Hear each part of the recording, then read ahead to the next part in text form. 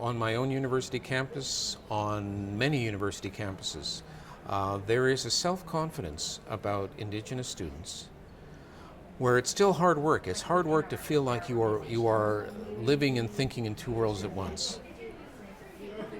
But I know lots of students who have figured that out and who are stronger for it and are changing the discourse on university campuses. My name is Jenna Broomfield. I'm from Northwest River, Nunatsiavut. And I'm here today because I want to speak to and respect all of the survivors and all the intergenerational survivors here today.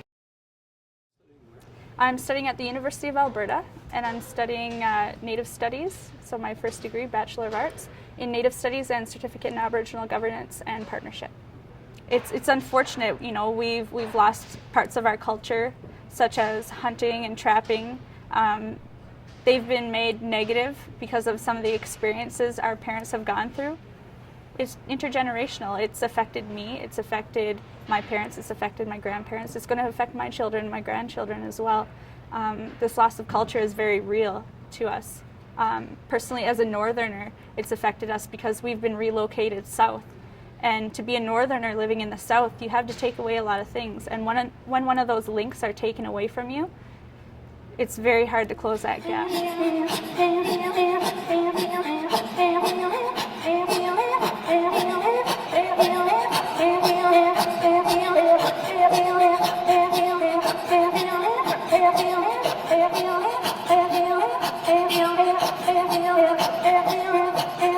So right now, what I've been noticing, and I really appreciate it, is there's been a very large cultural revitalization within our generation, and I hope to be a part of that. I've been trying my best to, relearn our language and to relearn some of our practices. I'm a traditional drum dancer and throat singer, and these are some of the things that I like to learn and that I like to try and teach and try and share with other people.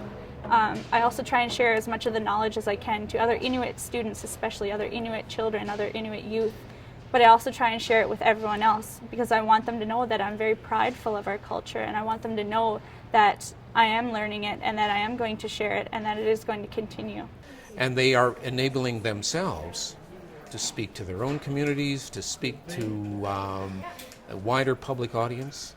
There are some very interesting things happening on our university campuses, for example, where education, instead of being the wedge that drives people, that separates people from culture,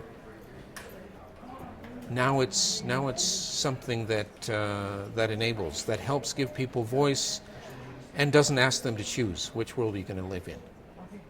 We don't bring forth our traditions to make us static in the past. We don't bring forth our traditions and share them with people to make them think, well, you're stuck back in ancient times. Why are you trying to copy that? Why are you trying to continue this tradition? You didn't live a traditional life. Why are you continuing? But to us, this is something that we're very prideful of. We're bringing it forth because this is something that our ancestors, our parents, our grandparents, our great-grandparents fought very hard to help survive, to keep this particular tradition alive in our family. And if it means having to bring it into a contemporary context, then that's what we'll do. It's the way in which we understand the world today that's going to allow us to fuse these things or perhaps keep them as they were traditional. So with regard to throat singing in a contemporary context, myself and my partner with the Sela Singers group, we try and keep it a touch traditional because we like to emulate our environment just like our ancestors used to.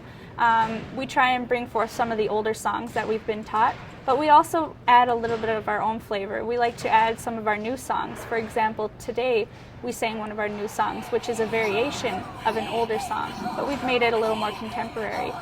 There are also throat singers who have done collaboration work with beatboxers, with rap groups and hip-hop groups or country music. There's been a bunch of different types of fusion between our culture and other cultures and other types of music as well, which is a way that we bring forth our culture into the new modern world.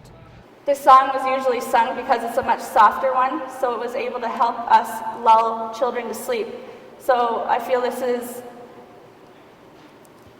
very much reflecting what it is we need to give to the residential school survivors.